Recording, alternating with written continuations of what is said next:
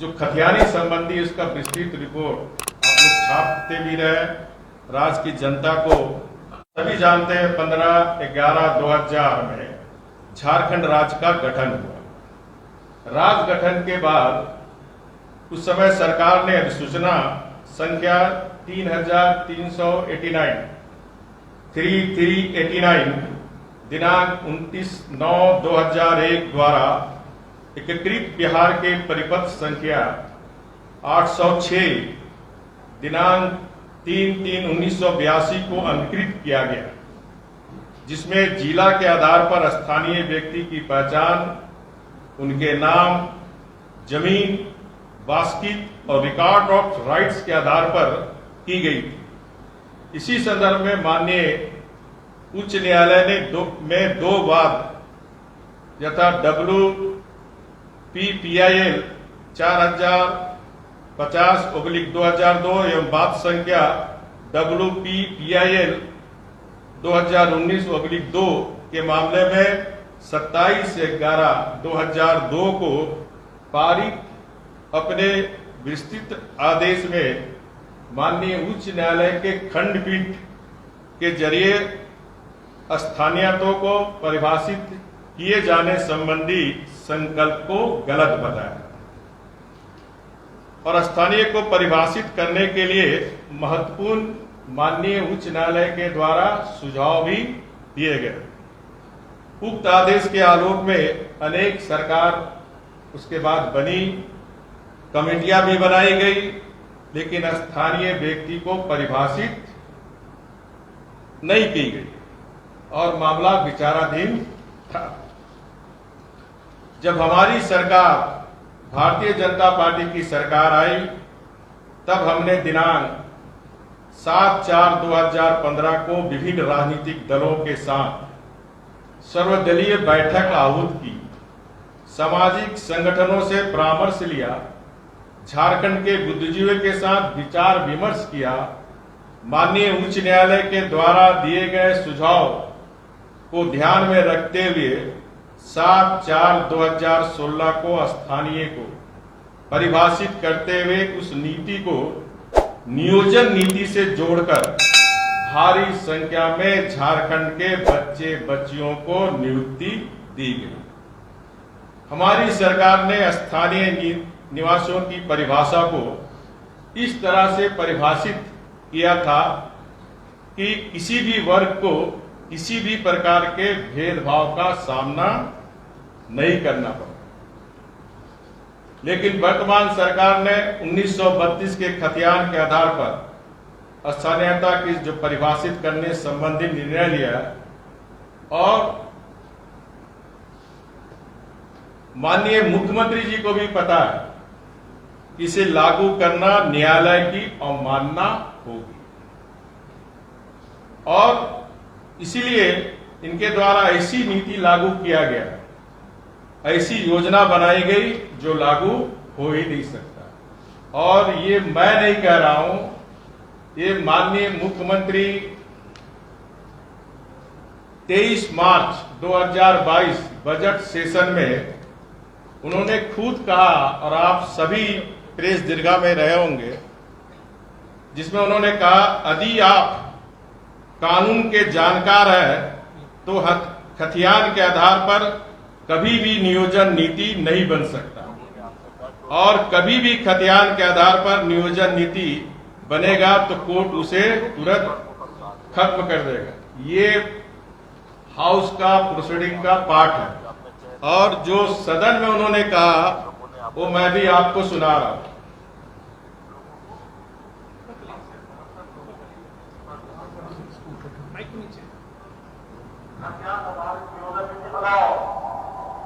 आप बताओ, अगर आप कानून के जानकार हो, खतियान के आधार पर कभी भी नियोजन नीति नहीं बन सकती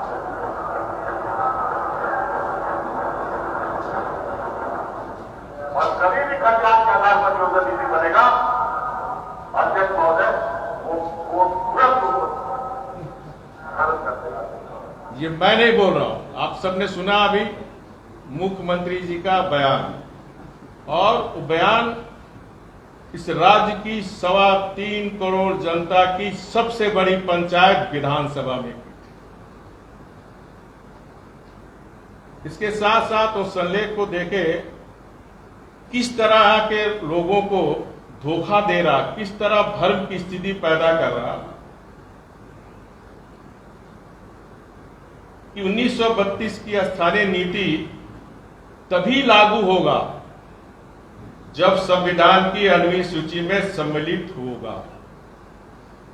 यानी जब तक संविधान की 9वीं अनुसूची में सम्मिलित नहीं होगा ये लागू नहीं होगा, और 9वीं अनुसूची में कभी भी लागू होने का संभव नहीं, क्योंकि ये विधि सम्मत नहीं है और ये बात अच्छी तरह मुख्यमंत्री जी जानते हैं।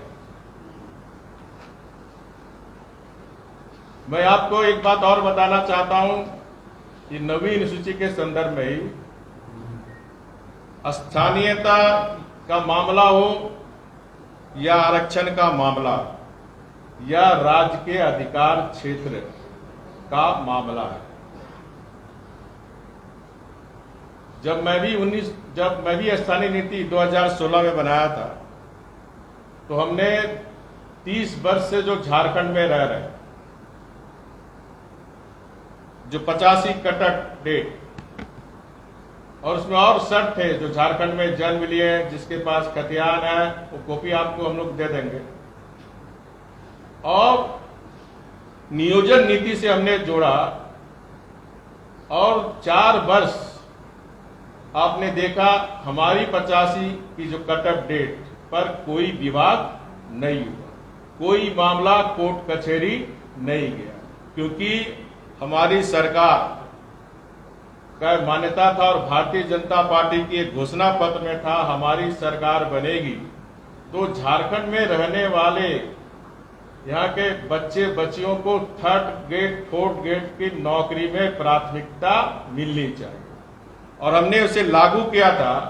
और शेड्यूल जिरिया में आपको पता होगा कि 10 वर्ष के लिए 3rd ग्रेड 4th ग्रेड के उस जिले के निवासियों को प्राथमिकता मिले। और आपको भी पता होगा पलामू के एक सोनी कुमार लड़की ने केस की थी और वहां कोर्ट में ये जो वर्तमान सरकार है जहां स्थानीय के बच्चे बच्चियों को 3rd ग्रेड 4th ग्रेड में नौकरी मिल रही थी, उसको उन्होंने कहा कि बीजेपी सरकार ने गलत बनाया और हाईकोर्ट ने फिर रद्द किया। तो हाईकोर्ट का निर्णय में ये झारखंड सरकार के कारण ही जो नियोजन नीति में 3rd ग्रेड 4th ग्रेड में बीजेपी जो यहाँ के निवासियों का हक बनता है वो बीजेपी ने दिलाया था, उसको रद्द कराने का काम हेमंत सोरेन सरकार ने की है। और मैं मानता हूं कि डेली ये लोग बयानवीर मंत्री मुख्यमंत्री डेली पेपर में इतना 1000 नियुक्ति होगी, इतना 1000 नियुक्ति होगी, इतना 1000 नियुक्ति होगी, और नियुक्ति नहीं होने जा रही। सिर्फ लोगों को झांसा देने का काम ये सरकार कर रही है और सारे मामले को ये सरकार स्थानीय नीति के मामले में इसको उलझाना, लटकाना और भटकाने के नियत से ही ये स्थानीय नीति बनाने का काम ये सरकार ने की है। दूसरा मामला आरक्षण नीति से लेकर, जहां तक आरक्षण की बढ़ोतरी का निर्णय है, यह निर्णय भी विधि सम्मत नहीं, असंवैधानिक है। इसे लागू करना भी असंभव है प्रतीत होता है। इस तरह यहाँ के आदिवासी, मूलवासी और पिछड़ों की भावनाओं के साथ ये सरकार खिलवाड़ कर रही है, उन्हें धोखा दिया जा रहा है। किसी को भी आरक्षण देने के लिए माननीय उच्चतम न्यायालय के आदेश के अनुसार उस श्रेणी के छात्रों की संख्या और उसके प्रतिनिधित्व को सुनिश्चित करना आवश्यक होता है। स्पेसिफिक ग्राउंड आपको देना, और ये जो मुख्यमंत्री जी हैं जो परिवारवाद की शासन चला रहे हैं, जो अपने आप को राजा समझते हैं, किस तरह रेवड़ी को 2% ले लो, 4% ले लो, 27% ले लो। तो मुख्यमंत्री जी, ये लोकतंत्र है, यहाँ राष्ट्रतंत्र नहीं है। ये बात मुख्यमंत्री जी को समझनी चाहिए।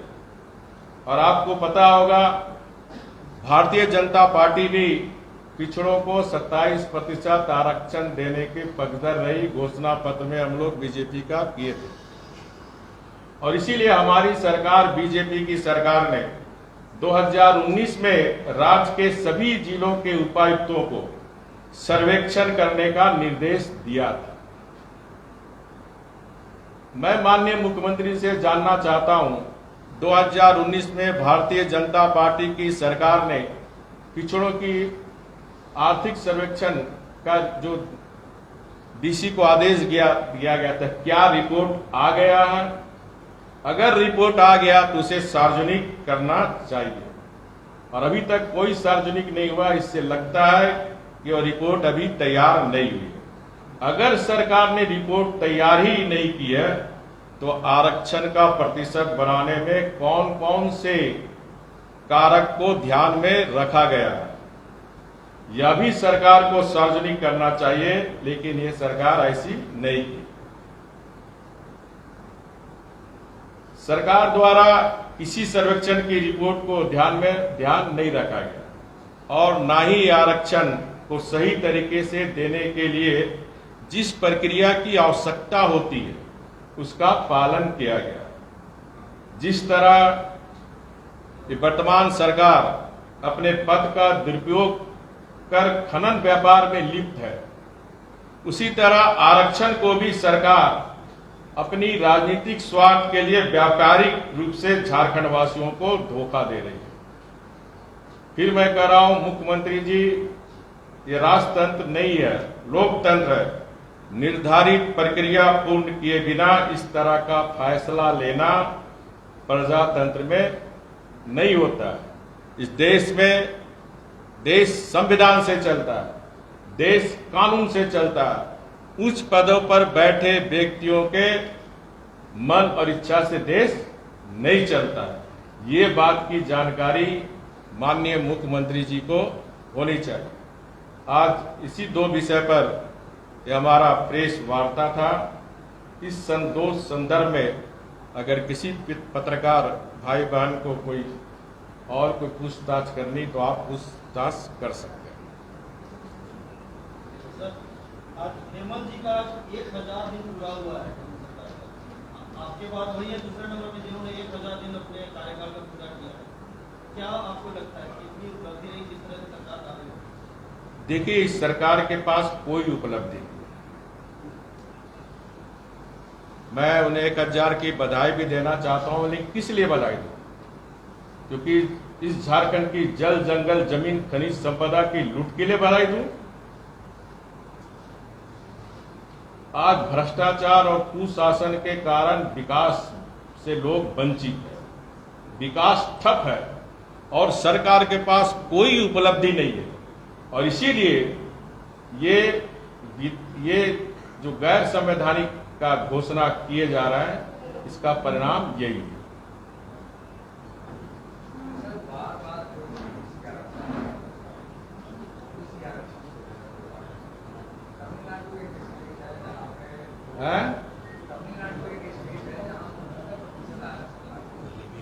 अच्छा प्रश्न पूछे आप, और आप वो समझ गए मैं। तमिलनाडु में 1993 में उस समय तत्कालीन मुख्यमंत्री करुणानिधि जी 2 कमीशन, 2 आयोग बनाकर पूरा बैकवर्ड समाज का सर्वेक्षण करके डाटाबेस, पिछड़ा समाज को जितनी रोजगार, सरकारी नौकरी मिलनी चाहिए उतनी नहीं मिली, पूरी डाटा पेश करके तब नवीन सूची में शामिल की गई। लेकिन आपको ये भी बता दूं, 2007 में सुप्रीम कोर्ट ने ये भी आदेश दिया कि 50% से आप आरक्षण नहीं बढ़ा सकते, और सुप्रीम कोर्ट ने ये भी आदेश दिया कि 9वीं अनुसूची का शामिल होने के बाद भी सुप्रीम कोर्ट समीक्षा कर सकता है। उन्होंने पूरी एक्सरसाइज की, 2-2 कमीशन बनाया, पूरी राज्य का पिछड़ा समाज का डाटा बेस तैयार किया, रोजगार से संबंधित, शिक्षा से संबंधित, ये समाज पिछड़ा है। तभी जाकर 1993 में ये नवीन सूची में शामिल हुई थी। तो क्या सरकार ये सारी प्रक्रिया पालन की है?